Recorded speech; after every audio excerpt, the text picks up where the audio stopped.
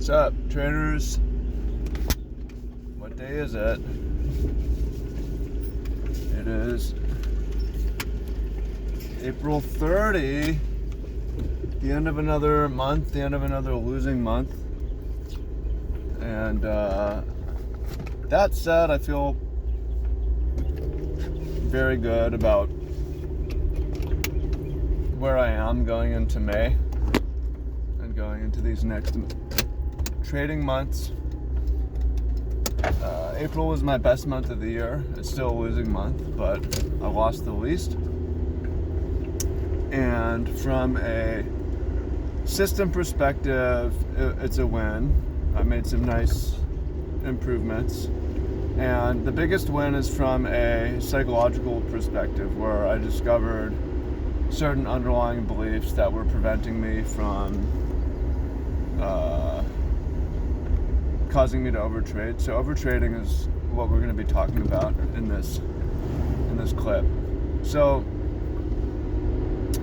I made money last year. In the last 4 months, I did very well. And I thought coming into this year for sure I'm going to make so much money, and I'm going to make more money, and I'm going to be doing it by taking more trades. And my belief was that I have an edge in the market, and therefore I should express that edge more often. I will actually smooth variance. Like, the more trades I take, the smoother my equity curve will be. That's not true, but I believe that, and believing that caused me to overtrade even when I saw I'm losing money, even when I realized I need to stop. My beliefs caused me, the subconscious belief caused me to keep doing it. Now, there's another belief that was hurting me, and that was that I should monitor my positions closely. It sounds reasonable and responsible. Like, enough times happened that a position turned against me at some odd hour, and if I had been logged on and seen it and on the low time frame, I could have taken profit and caught out. Well, it's true that those times happen, but in general, it's not good to monitor positions closely. Just TP or stop loss, let it happen, especially if I'm trading the daily chart, and let price run. So after identifying those beliefs and correcting them, the end of April, I took 2 trades in the last week. One of them was an A+ setup. The other was a good setup. It was probably an A, not quite an A+. And I didn't overtrade, and I also didn't overcheck. So from a process perspective, going into May, I'm like feeling very good. Also, despite trading for a year and having all this losing and winning and losing, like, I haven't blown up, and that's great. I still have plenty of capital, and especially, it would be a little bit dicey if I was just trading my personal account, but when I look at what I can do with prop firms, which is another thing that I really studied and makes sense, and my beliefs changed on this, is with prop firms. Prop firms can and will give me a lot of wiggle room and runway and capital, because I can risk $1,000 on a trade, or I could risk $1,000 on a challenge. On that challenge, risk $5,000 on the first trade, $4,000 or $5,000, pass the challenge, pass the verification. Now, one big trade, and I have a huge payout from that $1,000. You can just run it back. It gives you a lot of leverage, and it smooths the variance. So let's talk about overtrading a little bit. So part of the anomaly has been, or what's been confusing is, like, when you go from losing to winning to losing, and I don't mean winning a trade, but like a period of winning months. I had 4 winning months.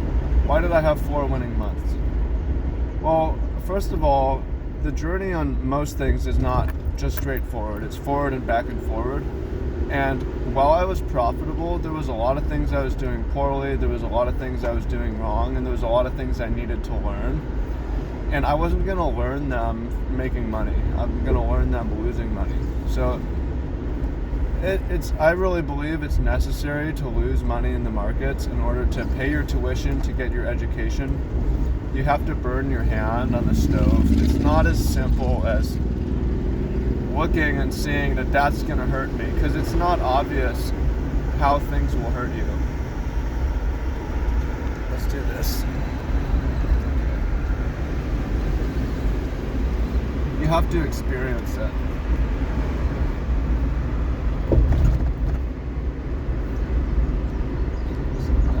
That's good, huh? So what I was good at the end of last year was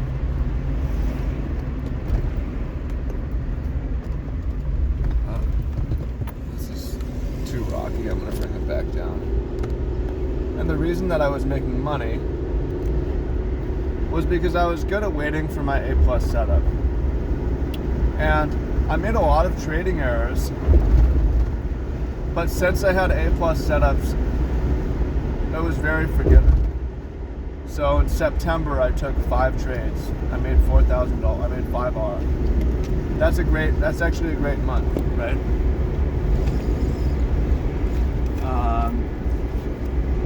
November, I took like 15 trades or something like that.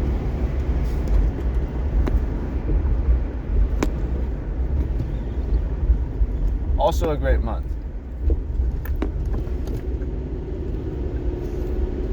So in an analogy,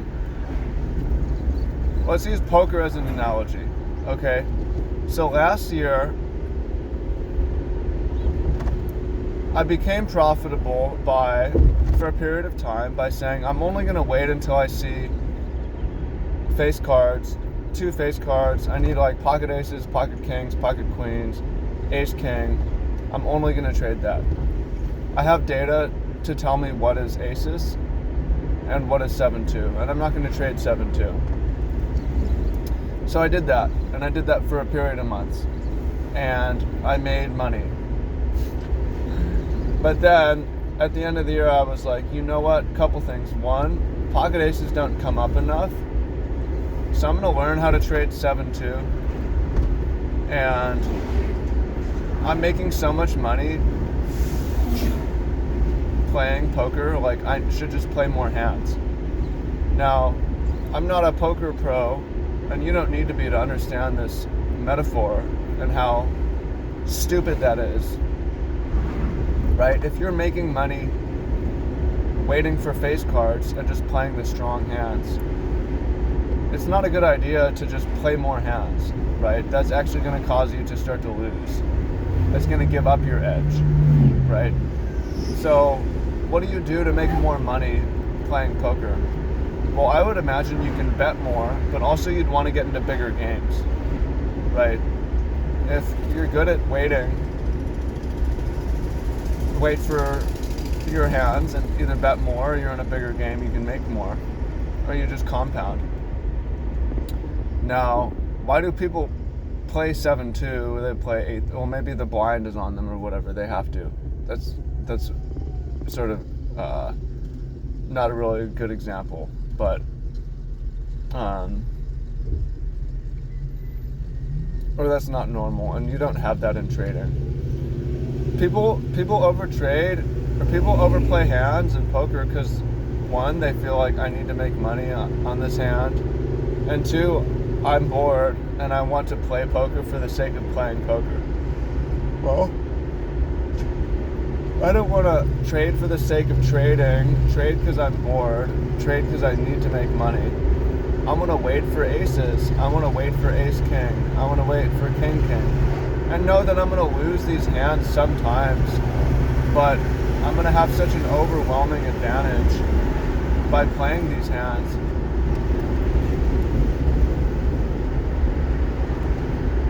So I started the year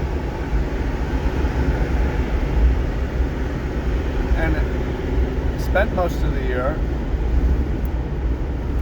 although April's been better, just playing every hand, like every day finding a hand, like playing 7-2, playing 9-6, playing Jack-4, because I have an edge, let me express it.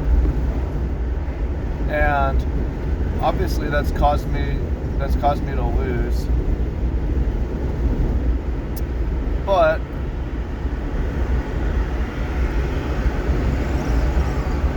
adjusting my beliefs now, knowing what's aces, what's kings, what's queens,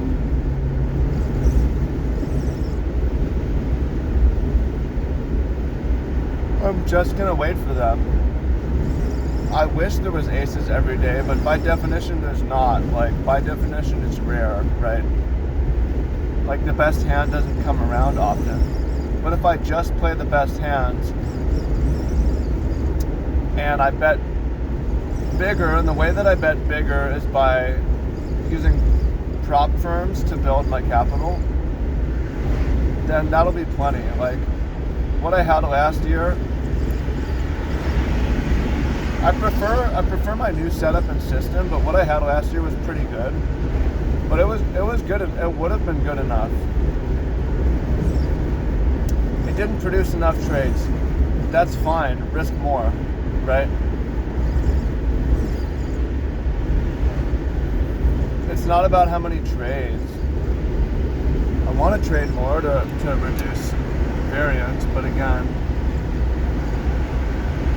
that's just not how it goes. So I'm coming into May with all this experience, all this knowledge, having not blown up, having eliminated Twitter, have eliminated Discord, having eliminated phone trading, having eliminated phone charting, have eliminated trading outside of my session, and have eliminated trading mediocre trades. I'm gonna make a lot of money the rest of the year. I'm gonna pass a lot of challenges the rest of the year. I'm gonna get a lot of payouts, some big payouts the rest of the year. Now, I'm gonna have some drawdowns this year. I'm gonna blow some challenges. I'm gonna blow some verifications maybe. I might even blow some funded accounts, especially the way that I'm thinking about trading them. And that's okay. But the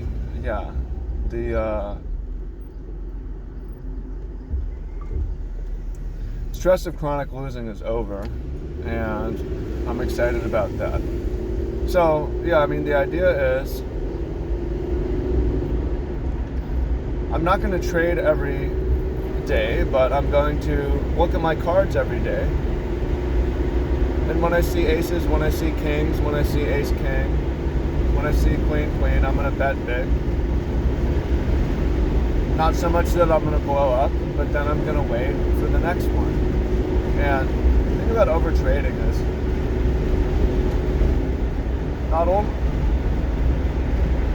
I think this is more true of trading than poker, but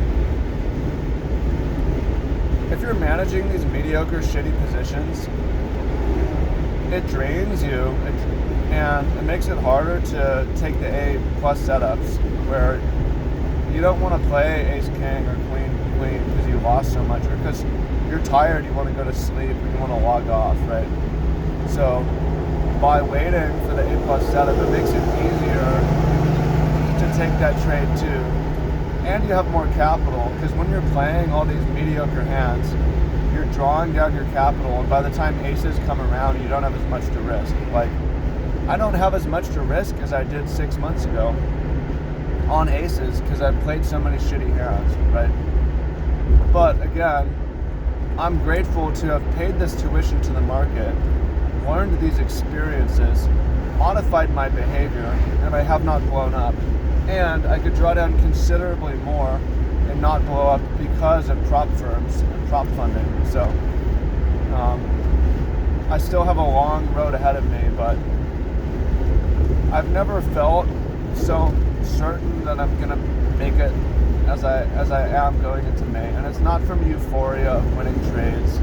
I'm not euphoric in any way. It's just from a logic perspective, looking at what's happened, where I am. I'm in a really good space where May is likely to be a great month because, yeah, I'm willing to accept that I'm only going to take maybe 10 trades and maybe fewer, but that's going to be enough to make some money because I only need a couple of them to swing big, and it's going to save me from all the losers, and just having a couple decent trades will pass my challenges. But taking more trades is not the solution. Playing more hands is not the solution. Continuing to wait for those best hands and then just risking more on those hands is the solution. And again, the way to risk more that's very safe is for these prop firm challenges. So, and speaking of, I need to think about this more. I have a couple ideas for how to do it, but say I have 5 200K accounts. This is a midterm goal for me. Like, I want as many of these accounts, and I could have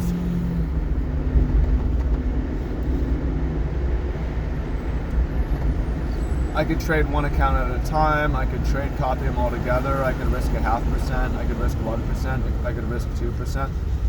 I kind of like the idea of, however it is, taking reasonably big risk. But okay, if I have, say, $1 million in prop capital, which is really 100,000, and I see my A+ setup, right? I might like to risk 1,000. I might like to risk $20,000. Now, it sounds like, wow, risking $20,000 on a trade. I'm not risking $20,000 on a trade. It cost me, because if I lose, I don't lose any money. I don't even lose any accounts. I just go into drawdown on some of these accounts, right? But if I win and I get a 3R, I get a $60,000 payout, right?